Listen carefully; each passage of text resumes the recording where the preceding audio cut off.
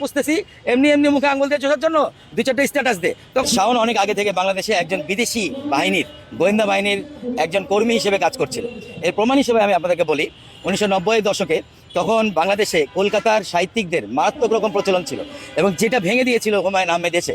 হুমায়ুন আহমেদের লেখার এত জনপ্রিয়তা পেয়েছিল যে এপার ওপার দুই বাংলাতেই হুমায়ুন আহমেদ সমান তালে তার বই বিক্রি হতো এবং সেই সময় কলকাতার যে সাহিত্যিকরা ছিল তারা একটু ডাউন মার্কেট হয়ে গেছিল। এরপরে হুমায়ুন আহমেদ হাত দেয় হলো নাটকে এবং সিনেমাতে। এই তিনটা ক্ষেত্রে সে সমানভাবে সফলতা অর্জন করে। তখন ভারতীয় যে এজেন্ডা ছিল মূলত, যে তাদের যে ইনকাম ছিল এটা ওই সেক্টরগুলোতে কমে যাওয়ার কারণে তারা এখানে একজন লোককে ইনপুট করলো এবং সেই লোকটা ছিল শাওন। শাওনের মা যে বেগম তহুরা আলী, এই ভদ্রমহিলা কিন্তু দুইবারে আওয়ামী লীগের এমপি ছিল, সংরক্ষিত মহিলা আসনের এমপি, এবং এরা পিওর আওয়ামী লীগের ছিল। এবং শাওন দেখেন হুমায়ুন আহমেদের মেয়ের বয়সী, মানে তার মেয়ের বান্ধবী ছিল। সিনেমাতে টুকটাক অভিনয় করতো হুমায়ুন আহমেদের বিভিন্ন চরিত্র ইয়েগুলোতে, সিনেমাগুলোতে। সেখান থেকে সে ছলে বলে কৌশলে এবং না জানি আরও কত বাজে কাজ করে হুমায়ুন আহমেদকে ব্ল্যাকমেইল করে বিয়ে করলো। এবং আমি বিশ্বাস করি হুমায়ুন আহমেদ এই বিয়েটা করতে চাইনি। তৎকালীন সময়ে যেহেতু শাওনের মা একজন সংরক্ষিত মহিলা এমপি ছিল, সে বিভিন্ন মাধ্যম দিয়ে মিনিস্টার দিয়ে প্রেশার ক্রিয়েট করে, প্রশাসন দিয়ে ব্ল্যাকমেইল করে এই হুমায়ুন আহমেদকে বিয়েতে বসতে বাধ্য করে। কেননা সেই সময় কিন্তু হুমায়ুন আহমেদ এবং গুলতেকিনের যে প্রেম কাহিনী ছিল তা বাংলাদেশে একটা রূপকথার মতো প্রচলিত ছিল এবং সেই প্রেম কাহিনী আমাদের কাছে একটা আদর্শ ছিল এবং সেই আদর্শের জায়গায় বাড়ি মারে শাওন।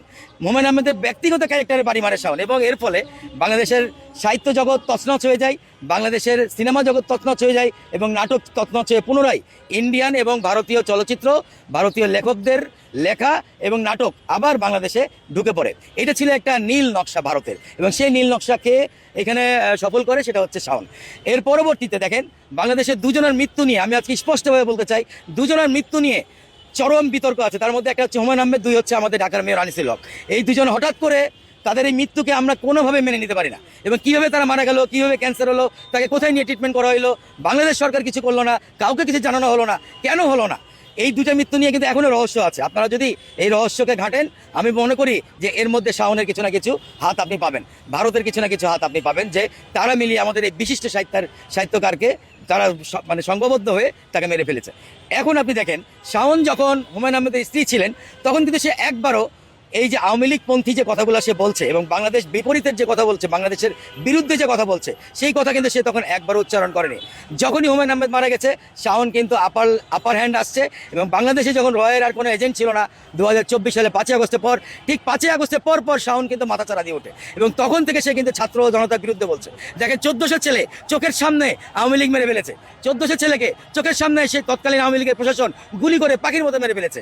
তারপরও শাওনের মতো নির্লজ্জ বেহায়া মেয়েরা আমাদের জুলাইকে নিয়ে এই ধরনের কথাবার্তা বলে। আমি তো বলবো আসলে জুলাই এবং আগস্ট শাওনকেই সিডিআই করেছে বলে শাওনের মনে এত ব্যথা পেয়েছে এবং শাওন এ কারণে জুলাইকে সিডিআই বলেছে। আসলে বেসিক্যালি শাওনকেই সিডিআই করা হয়েছে এই জুলাই এবং আগস্টের মাধ্যমে।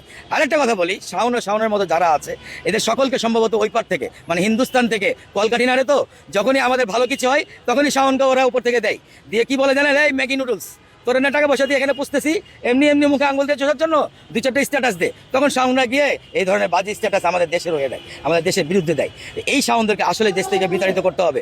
আপনি বাইরের শত্রুর সাথে পরে লড়াই করবেন, দেশের শত্রুর সাথে আপনি আগে লড়াই করেন। আপনি দেশের শত্রুকে নির্মূল করেন আগে, এদেশ থেকে বিতাড়িত করেন। শাওনরা যদি ভালো না লাগে দেশকে, এদেশের জনগণকে ভালো না লাগে, আমাদের রক্ত দেওয়াকে ভালো না লাগে, আমাদের প্রাণ দেওয়াকে ভালো না লাগে, শাওন এখান থেকে চলে যাক। আমরা শাওনকে কিচ্ছু বলবো না, চলে যাক, নিঃশর্তভাবে আমরা শাওনকে ছেড়ে দিব। আর যদি এদেশে থাকে, বাংলার মাটিতে থাকে, বাংলাদেশবাসী হয়ে থাকতে হবে, বাংলাদেশের জনগণ যে ভাষায় কথা বলে সে ভাষায় কথা বলতে হবে। ধন্যবাদ।